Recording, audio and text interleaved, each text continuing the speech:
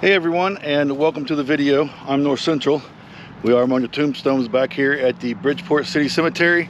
First off, let me just say I do apologize if there is any type of wind noise. It's a little bit of a windy day and we are definitely out in it.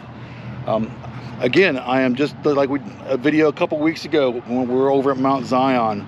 Here at the Bridgeport City Cemetery, we're doing some maintenance, just more or less going over and looking at each stone, just putting some eyeballs on it, seeing what we need to do for the spring, and also making sure that I have a flag on the graves that I take care of. And I'll show you a few of them. I'm not going to show you all of them that are here, but I'll show you a couple of them. So let's walk this way, which is going to be back towards the truck. And there's definitely a few of them right here. Let me pan the camera around.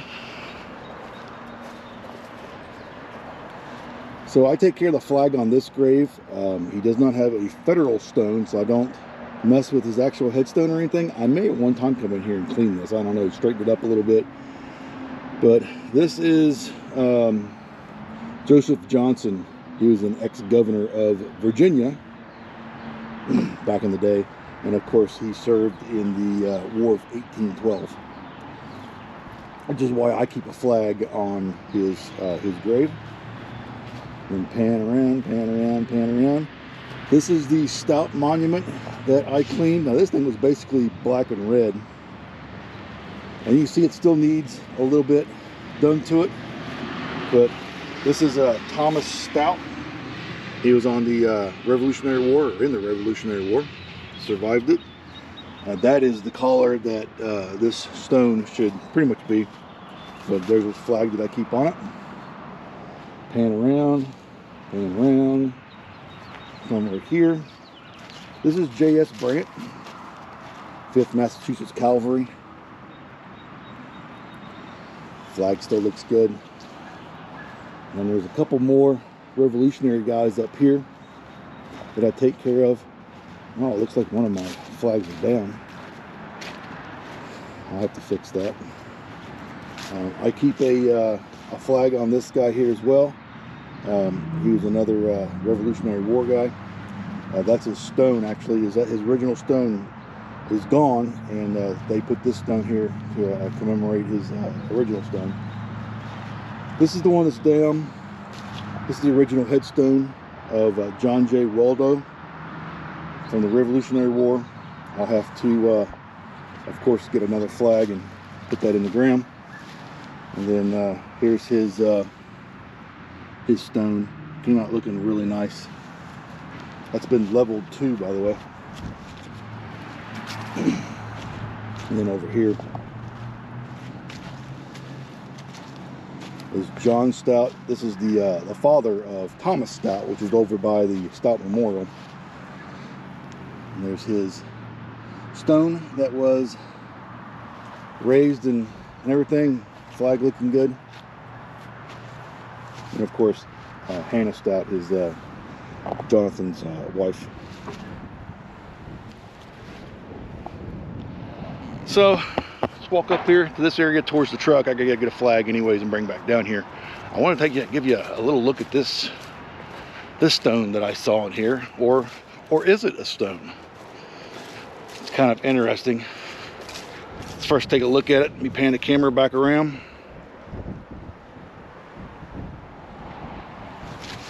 So this is Virginia F., daughter of A.B. and C.F. Crop, or A.B. and C.F. Crop. Died April 8th, 1881. She was 25 years, 10 months, 27 days. And this isn't actually a stone. I want you to take a good listen. Yep, it's metal. Every once in a while you'll run across one of these in the graveyard. They did this back in these days. Made these beautiful metal headpieces. And it doesn't ever really age. It doesn't get a bunch of stuff on it. It doesn't get lichens don't crawl on it or anything like that. But a real pretty, back here it's got a real pretty rose. It does get a little bit dirty. It says, past her suffering, past her pain, cease to weep, for tears are vain. calm the tumult of your breast, she who suffered is at rest. And it always amazes me that they are able to do this type of intricate metal work, right? This is metal work back in 1881 when she died. Just thought that was pretty cool. All right, this is Douglas, and flag looks good. Andrew J. Douglas. You can see they still have the Christmas wreaths here. Right here beside him is J.B. Harrison, 12th West Virginia Cavalry. Flag's looking good. Pan around. Down this way. And there's a lot more veterans here. This is a big cemetery.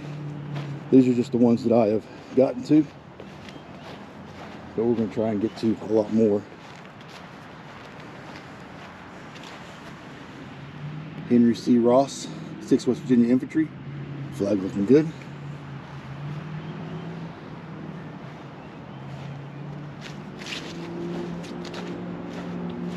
Wait a second, guys. Got a flag down. This is not one of my flags. This is one of the cemetery's flags, but I don't think that's going to work anymore.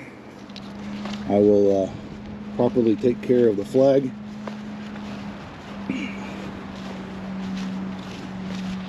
And that'll be that.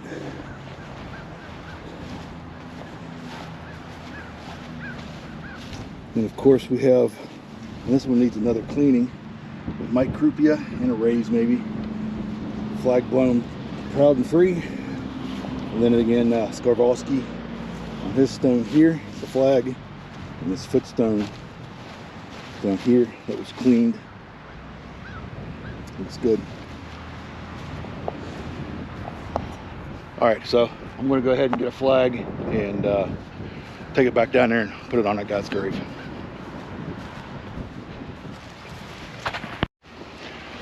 All right, guys, so I got one that's here. It's in a little bit different section. I'll show you this. Everything looks good with it. So pan the camera around. Here. This is George Richardson. Richards, West Virginia. Thing looks good. It's got some, it looks like it's got some soil damage to it. I'm not really sure why, but I'll give it another cleaning, see what we can do. So there's one up there at the top, but we're gonna roll ourselves around here.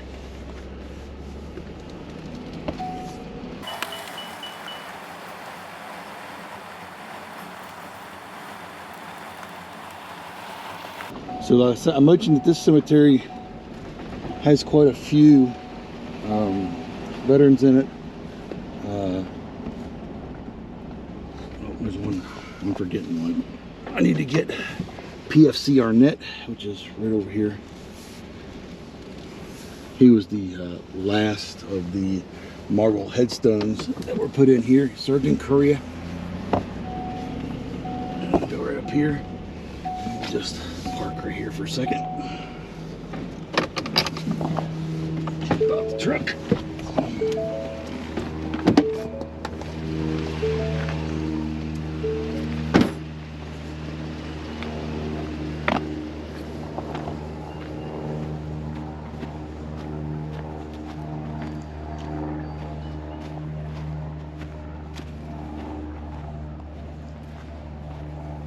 So this is Leeward D. Arnett, PFC, U.S. Army, served in Korea, died in 1986. You can see his flag still intact.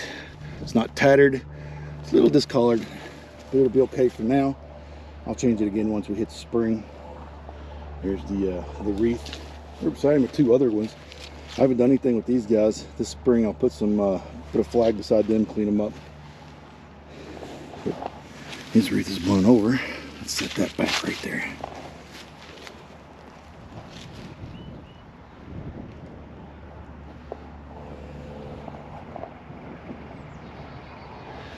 Kind of saying there's quite a few veterans that are laid to rest in this cemetery. Somewhere around just over 1,700 of them. And over 300 of them have federal stones or plaques. Those are the ones that I concentrate on. I'm just one guy. Some more right down here. There's veterans everywhere. So we'll go around up top and look at the marble headstone ones. Kind of parked between a hedge and a tough truck. All right, glasses on. The sun came out. It's getting bright. Walk around the hedge here. I got two upright marble stones over here. Personally, I think they came out really nice compared to what they were. Which reminds me, don't forget to check out some of the shorts. I'm doing some before and afters of all these stones that I've done last summer. Here we go. Turn the camera around. Get this back up there. I don't know where the ribbon went, but see, the flag looks good. This is Howard R. Dawson, West Virginia Infantry, Spanish-American War. That stone looks really good. Paint around nice and slow. Now this one needs another good cleaning. This one was really, really bad when I first started.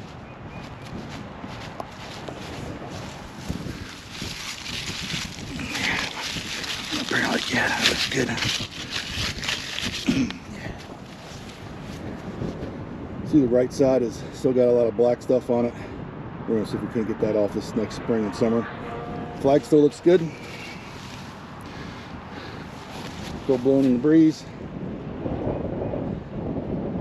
I started using newer flags that have a bigger shaft than these. They tend to do a little bit better, but these Tuffflags, I'm telling you what, they're pretty good. This one's getting a little tattered. Look at that. See that? I think we're going to go ahead and change this one. So let me go get one and I'll bring it back.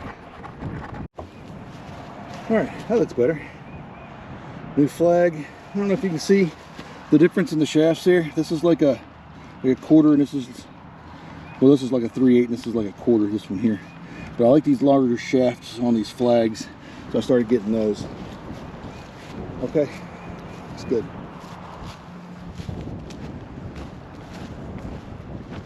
A couple more over this way. And by the way, I'm shooting this on my new GoPro 11. It has an actual built-in gimbal on the lenses, which seems to do pretty good. It also is filming in 5.3K, so all my videos now are being brought to you in 4K, and I hope you can appreciate that. All right, so here is Mr. Sheets, veteran Sheets. You see his stone sunk down pretty good. His flag's looking pretty terrible. We're going to come back and we're going to change it. There's a couple more I want to look at while I'm over here. Put that up there like that. There's one down here.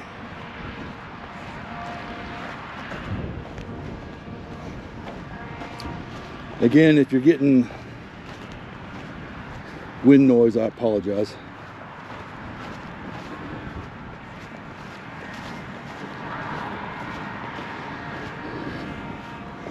Wilbur Fitzhugh, again. See how tattered his flag is getting. We're going to go ahead and change that one out as well. Here's a whole family of veterans right here. Earl Fitzhugh Jr., Wilbur Fitzhugh, and Earl D. Fitzhugh. He died in 1964. He died in 1934. And he died in 2001. So three relative veterans right there. 3 generations in.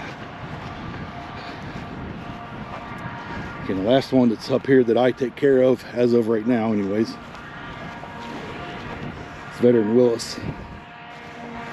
of the Civil War there. And again, this flag's looking very tattered. I'm gonna go ahead and change it out too. So that's 3 flags I need to change right now. So I'm gonna turn the camera off. I'm gonna go get the flags, and I'll turn it on again when I get down here at the bottom of the hill where the road is. On the opposite side of the road, it's actually the front of the cemetery. There's 3 or 4 more that we take care of over there. See you in a minute. Okay, so that's taken care of. Got all those up there with new flags on them. They look great. Let's go over here, and the first one we're going to stop at is Corporal Crop, which is right here in front of us. Just pan the camera around.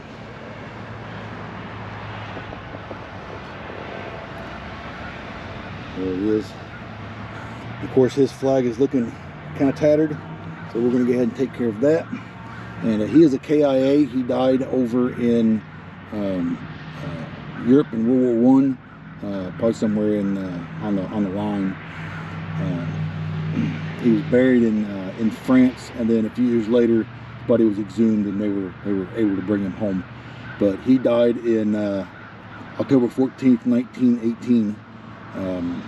And for his sacrifice, I made a pledge that every time I come across a KIA, that I will get them, if they don't already have a memorial plaque. I gave him a plaque, and there it is. And this is bronze,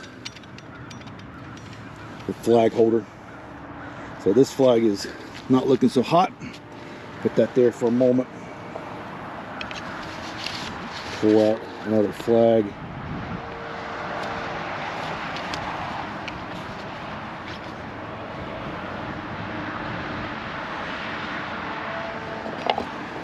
Get it situated and ready here.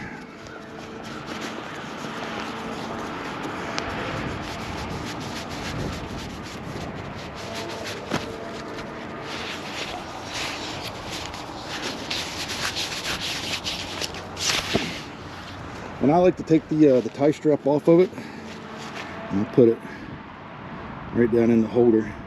These holders are made for these thicker shafts, but I'll do that. And then I'll take this tie strap and I'll stick it like right here so it won't come out.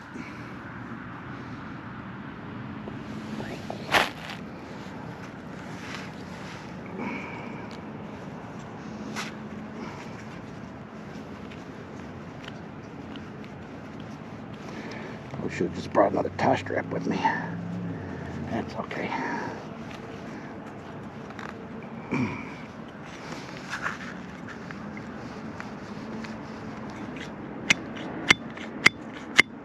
Yeah, just like that. Now if it comes up, it won't be able to come out, right? So put that there like so. See how tattered it is? Look how tattered it get in the wind. Much better looking. On to the next. The next guy he's way down here.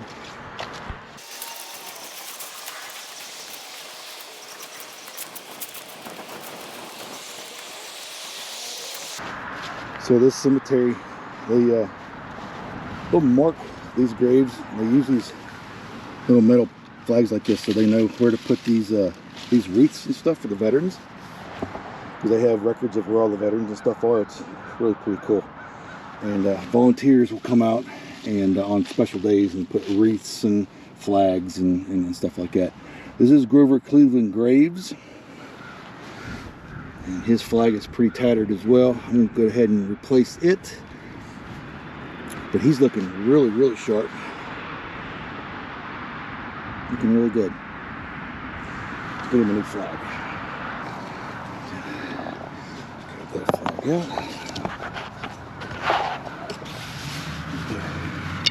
That flag in. There we go. Looking good.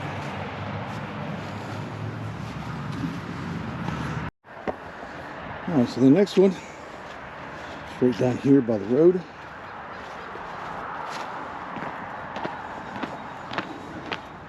This is one that I cleaned and I never did put a flag on it, I think. Definitely have to do that. Veterans, veteran, veteran, veteran. There are veterans all over the place. This is white heel. This flag don't look bad, but I'm gonna go ahead and replace it. It is faded and it's a little tattered. So happens that I have one more. Let's go ahead and pull this one out. It looked like that one had actually broke, and some good Samaritan had actually picked it up and put it back in there. Good for them. Okay, roll this flag up.